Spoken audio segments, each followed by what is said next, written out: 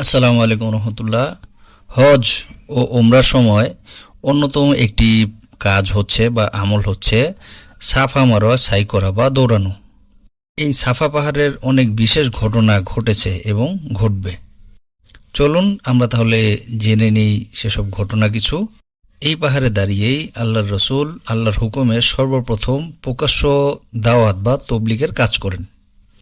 আল্লাহর রসুলকে দাওয়াত দেওয়ার অবস্থায় আবু লাহাব কঠিন কঠিন কথা বলেন এবং আল্লাহর রসুলকে অভিসম্পাত করেন। এরই পরিপ্রেক্ষিতে এই পাহাড়ে থাকা অবস্থায় আল্লাহ রসুলের প্রতি সূরা লাহাব বা তাব্বাত ইয়াদা আবি সূরা নাজিল হয়। আবু জেহেল আবু লাহাবরা আল্লাহর রসুলকে অনেক কষ্ট দিত। এক সময়ে একবার আল্লাহ রসুলের উপর অনেক কষ্ট এবং নির্যাতন করার পর রক্তাক্ত করে ফেলেন। এই পাহাড়ে আল্লাহর রসুল বসা ছিলেন রক্তাক্ত অবস্থায়। আল্লাহ রসুলের এই অবস্থা দেখে উনার চাচা হযরত হামজা রাদিয়াল্লাহু আনহু ঈমান আনেন। আল্লাহ রসুল তখন এই পাহাড়ে অবস্থান করছিলেন। এই পাহাড়ের পাশেই হযরত আরকাম রাদিয়াল্লাহু আনহুর ঘর রয়েছে, যেখানে প্রথমে গোপনে তবলিগের কাজ করা হতো।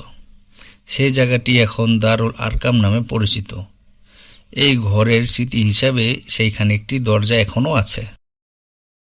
মক্কা বিজয়ের পরে এই পাহাড়ের উপর দাঁড়িয়ে আল্লাহ রসুল উম্মতের জন্য অনেক লম্বা দোয়া করেন।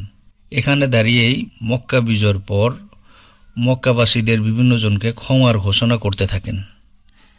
এ পাহাড়ের পাশে সেই আবু সুফিয়ানের স্ত্রী হিন্দা, যে নাকি আল্লাহ রসুলের চাচা হামজা রাদিয়াল্লাহু আনহুর কলিজা চিবিয়ে খেয়েছিলেন, নাক কান কেটেছিলেন, সেই হিন্দা তওবা করে মাফ চায় এবং ঈমান আনেন।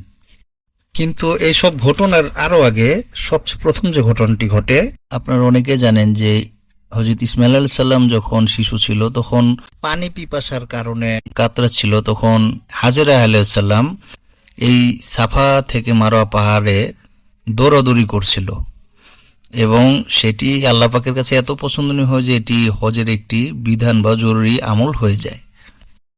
এই ঘটনার পরে হযরত ইব্রাহিম আলাইহিস সালামের পায়ের কাছ দিয়ে আল্লাহর কুদরতের জমজমের পানি বের হয়ে আসে। কিয়ামতের আগে এই পাহাড় ফেটে দাব্বাতুল আরদ নামে একটি অদ্ভুত প্রাণী বের হবে, যা সারা দুনিয়া মানুষের কাছে যাবে এবং মুমিন বা কাফের লিখে দিবে। সাফা পাহাড়ের উপর অংশটি কাচের ভেতর রয়েছে, যা সবাই দেখতে পারেন।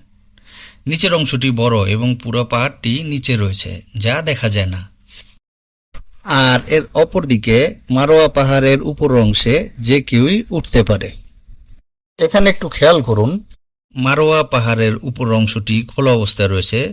সম্ভবত সেই অংশটি মোম পালিশ করা অবস্থায় আছে। ভিড় কম থাকলে সেখানে দাঁড়িয়ে নামাজ পড়তে পারবেন এবং দাঁড়িয়ে দোয়াও করতে পারবেন। আল্লাহ পাক আমাদের সবাইকে পরিবার সহ বারবার সাফা মারোয়ায় এবং হজ উমরা যাওয়ার তৌফিক দান করুক।